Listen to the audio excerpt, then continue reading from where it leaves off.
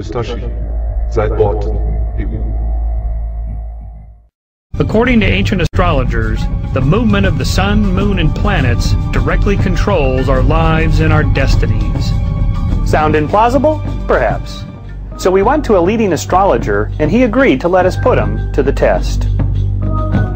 Jeffrey Armstrong has studied astrology for nearly 30 years and has performed 25,000 astrological readings. Rather than relying on traditional Western astrology, the type you see in the newspaper, Armstrong specializes in Vedic astrology, an Eastern version which he claims uses a far more accurate mapping of the stars.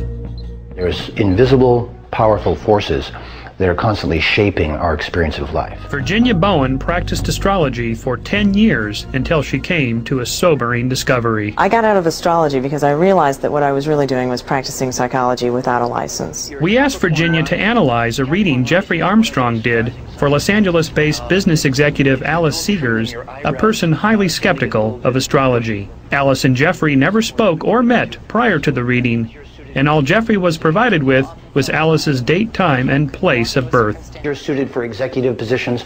You have a strong Mars. That means you were probably used to be in charge of things a lot in your life. Is it so? Yes. You're Capricorn rising, and Capricorn rising is one of those rising signs that if you don't trim them, your eyebrows tend to get a little bit bushy. Wow. He has made his first big hit. She's been reserved up till now. He probably was able to look at her and say, this is a woman who probably plucks her eyebrows. And she responds very warmly, so he takes that and runs with it. They're now bonding. What the timing of the horoscope says is about 2 years ago, you started going through a more turbulent period. You changed jobs, you changed careers, you made a decision, you got out of a relationship, something happened. A mother or father died, something happened within your life within the last, say, 3 years. Yes. Yeah? Yes. What was it? My father died of cancer. Right. And was that a major? Yeah, it was, yes. I quit my job to be with him. That's that sweet nurturing side of your temperament that comes from the sun in Taurus, which would give up themselves out of love, and therefore you're the kind of person who, if you love someone, you love them totally. Absolutely. And give yourself completely. Absolutely. It's not a halfway thing. Wow, Good thank doing you. your reading? Pleasure. Yes, officially blew me away. Thank you. My pleasure. People have been given dogmatic versions of astrology or amateurish versions of it and rejected it. But they haven't been given the scientific version of astrology, its truest form, and thought about that. We challenged Jeffrey to use his allegedly scientific method to produce 9 more astrological readings. However, this time he couldn't see or talk to his subjects. All Jeffrey was provided with was each person's date, time, and place of birth, as well as their gender. Once he researched the charts, we videotaped each 3-minute reading, then played them back to the 9 test subjects. Jeffrey secretly watched in an adjacent room to see how well he did. Okay, here you go. Jennifer, this is you. Person A, they'll start out in the beginning of their life not as heavy, more toward the slender side, but then after the age of 40 they'll tend to put on a little bit more weight. Probably had a difficult father relationship or separation from father, wasn't around as much. There's also likelihood that this person was a dancer or a martial artist. Jennifer, the martial arts and the dancer? I thought it was interesting he picked up on that because I did study Taekwondo. You did? Interestingly enough. And I do love to dance. So that was pretty good. Okay. So especially, I mean, to pull martial arts out of a hat, that's not something that... That's not general. No. I had a very wonderful relationship with my father. We were extraordinarily close, so he was completely off the money on that one. Overall, Jennifer agreed with 9 out of Jeffrey's 13 statements, giving him an accuracy of 69%. Well, the first thing that's very obvious here is that they are a bit of a clown, or when they were growing up was probably the smart aleck or the comedian, the humorist in the group. Their speech is at times strong.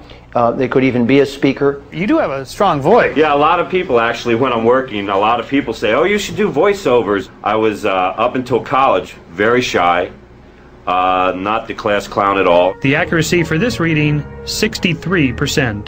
This is definitely a person who's been a lot of places and done a lot of things. They're probably wealthy as well. or have attracted wealth. This is a good-looking person, photogenic, good dresser, and very charismatic and attractive. Did you people talk to this guy? I mean, did we tell him things about you? No. An accuracy of 89%. This is a person who has some detail ability, tends to put other people forward rather than themselves. This is a great supporting person. Definitely a caregiver. Definitely put people, it played a supportive role. Yes, I'm very detailed, very organized. For this reading, the accuracy was 71%. For the next 3 readings, Jeffrey's accuracy remained fairly consistent. This person could have bushy eyebrows, high artistic values, high aesthetic values. This also is a person who could have had car problems. We decided to test these readings in a simple way. If the statements being made were just general, then we should be able to switch the readings and still receive a high level of accuracy. We didn't tell Jeffrey Armstrong we were going to do this, nor did we tell anyone in the room. We simply played Debbie's reading and told Sharon it was hers. This person will have good children, benefits through children, a positive relationship to children. This person is not in their very best period right now. They're experiencing obstacles. This person is also someone whose relationship to their parents was good. Okay. Well, I'm an optimist and he was really wrong on some things.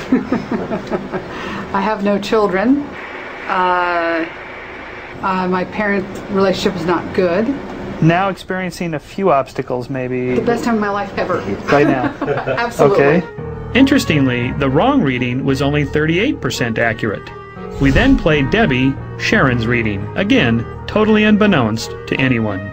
This person would probably have more than one marriage. I would think at least 2, or it'll be difficult for them to find a partner at first, so there could be a delay. The kind of person who would do something first and think about the consequences later, or rush toward doing something before they looked at the map. The one thing where he says that I act before I think, that is so unlike me. If anything, I overanalyze things until people are sick of hearing about it, and then I do it. He talked about more than one marriage. I've only been married once. With this switched reading, the accuracy fell to only 21%. Well, for all your readings, you got the correct readings, except we flip-flopped you 2. Oh, no kidding. Yeah. We then played Debbie her actual reading. This person will have good children, benefits through children, a positive relationship to children. Well, that actually does sound a little bit more like me, I must say. First of all, I don't mean to brag, but my little girl is a charm. Her correct reading was 92% accurate. Then we played Sharon her real reading. This person would probably have more than one marriage.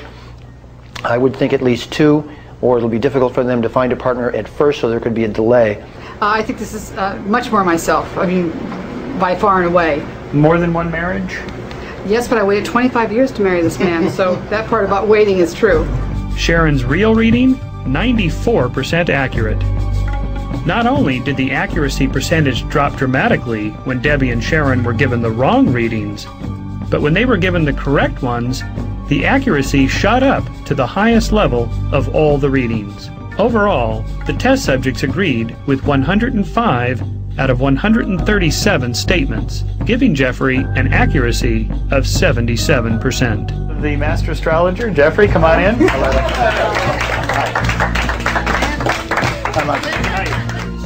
Should Jeffrey Armstrong have been able to make accurate statements 77% of the time, just on generalities, logical guesses, and dumb luck?